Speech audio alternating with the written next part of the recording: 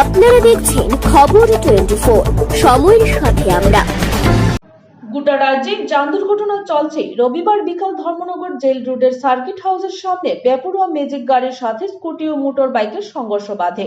তাতে আহত হয় দুই যুবক। খবর পেয়ে ফায়ার সার্ভিসের কর্মীরা ঘটনাস্থলে পৌঁছে আহত দুজনকে উদ্ধার করে ধর্মনগর হাসপাতালে চিকিৎসার জন্য নিয়ে আসে।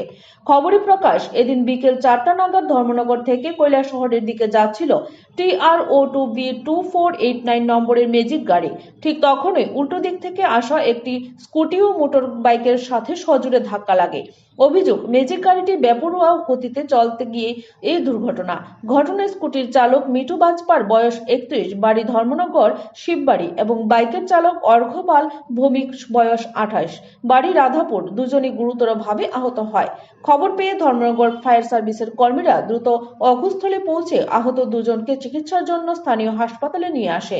কর্তব্যরত চিকিৎসকরা অর্ঘ্যপাল ভৌমিকের অবস্থা আশঙ্কাজনক হওয়ায় তাকে বহিরাজ্যে চিকিৎসার জন্য নিয়ে যাওয়ার পরামর্শ দিয়েছেন। সম্প্রতিকালে গোটা রাজ্যেই প্রতিনিয়ত দুর্ঘটনা ক্রমশ বেড়ে চলেছে। ট্রাফিক বিধি নিয়ে প্রশাসনের তরফ থেকে বারবার সচেতনতার বার্তা দিলেও এক শ্রেণীর যান চালকরা বেপরোয়া গতিতে গাড়ি চালাতে গিয়ে দুর্ঘটনা ক্রমশ বাড়িয়ে চলছে। মানুষ প্রত্যহ দুর্ঘটনার শিকার হয়ে অনেক ক্ষেত্রে প্রাণ হারাচ্ছে, আবার কখনো পঙ্গুপ্রায় জীবন নিয়ে বেঁচে থাকতে হচ্ছে।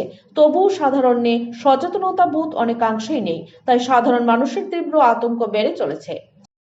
রোডে জেল রোডে ৫:৫টার দিকে একটা অ্যাক্সিডেন্ট হয়েছে। একটা ম্যাজিক গাড়ি, একটা স্কুটি এবং একটা বাইকে, মানে সামনাসামনি ফেস কোয়ালিশন হয়েছে। তিনটা জিনিসে হ্যাঁ, বাইকের রাইডার আর স্কুটি রাইডার দুজন তারা আহত হয়েছে। আমরা ফায়ার সার্ভিস দিয়েছি।